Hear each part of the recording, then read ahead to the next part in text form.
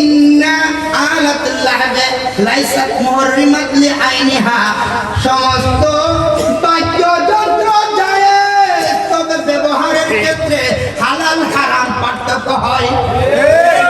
সমস্ত বাদ্যযন্ত্র জায়েজ। পুরুষে মেয়ে সাজায়া গান নাচাইতো, যাত্রার গান, পালার গান, বাইস্কোপের গান, তখন তিনি সম্পূর্ণরূপে হারাম দিয়েছে। আবার তিনি যখন দেখেছে এই ফতোয়া শুনে কিছু লোক এখন অভ্যাস গান ছাড়তে পারতেছে না, তিনি বলেছে, তখন তিনাদেরকে একটা ইমানি গানের তালিম শিক্ষা দিয়েছে যে ইসলামী গান নবীর প্রেমে, অলিগণের প্রেমে, শহীদগণের প্রেমে যারা গাবে এটা জায়েজ, হালাল। এখন বলেন বাবারে, এখনো সুন্নি লেবাসদারি মৌলবীরা গান বাজনাকে হারাম ফতোয়া দেয়।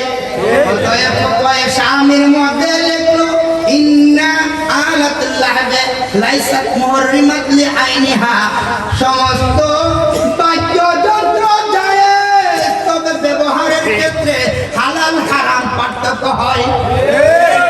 সমস্ত বাদ্যযন্ত্র জায়েজ।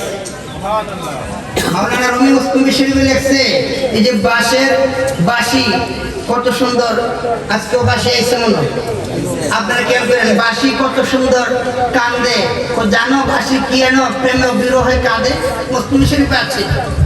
যিনি এত ধরনের বাবা, এত কিতাবের হাফেজ শামতিপ্রিদ রহমাতুল্লাহ আলাইহি, তিনি মুরিদ হইয়া কলিব হইয়া তিনি বাঁশির কথা লিখলেন। ফতোয়া শামির মধ্যে লিখলেন সমস্ত বাদ্যযন্ত্র জায়েজ, তবে হালাল হারামের মধ্যে ব্যবহারের মধ্যে পার্থক্য হয়। বাবারে, এখন যদি আপনি একটা ডোল তবলা এখন শোনা বন্ধু আমারে বুঝা দাও দা, এই ক্রিকেটা দিয়া যাইতা দইরা ভাইরালা, হারাম হারাম না হালাল?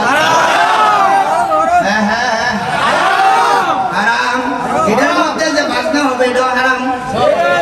বাবারে, একই মোমবাতি মসজিদে, একই মোমবাতি মন্দিরে, তাইলে মোমবাতির কি দোষ?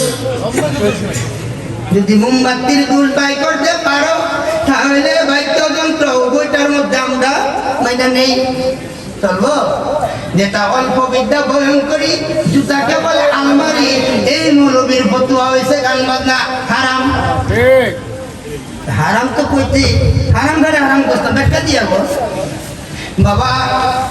সবে সালাবে শরীফের মধ্যে আল্লামা আব্দুল ওয়াহিদ বালগ্রামি রাদিয়াল্লাহু তাআলা তিনি বলতেছেন 70 প্রকার বাজনা জায়েজ। বাবারে, হারাম প্রমাণ করতে গেলে দলিল একটা কোরআনে আছে। ফতোয়া স্বামী কি আর কোরআনের কাছে মিল আছে? সূরাতুল লুকমান একটা দলিল দ্বারা সত্য আছে, লাহুয়াল হাদিস, লাহুয়াল হাদিস। আমি বলবো বলকমার কামলবীরা রে, তোমরা কোরআনের তাফসীর গুলা দেখো, তাফসীরের মধ্যে লেখছে লাহুয়াল হাদিস শব্দের অর্থ হচ্ছে অশালীন বাক্য।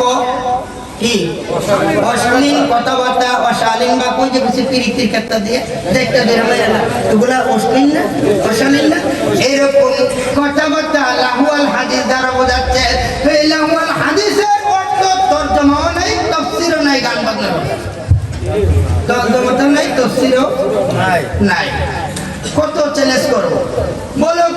তারা ফতোয়া দিতে দিতে তারা আমাদের সুন্নি আলেমরা ফতোয়া যারা সুন্নি দাবি করে দলিল কতটুকু আছে ব্যাখ্যা তো আমার এই উরুস মুবারকের দিন কোনো সময় ব্যাখ্যা দিতে পারতাম না, কারণ পর্ব থাকে দুইটা, যদি একটা থাকতো আর ফজর পর্যন্ত চুক্তি নিয়ে বইতাম তাহলে একদিন সুদা করে দিতাম।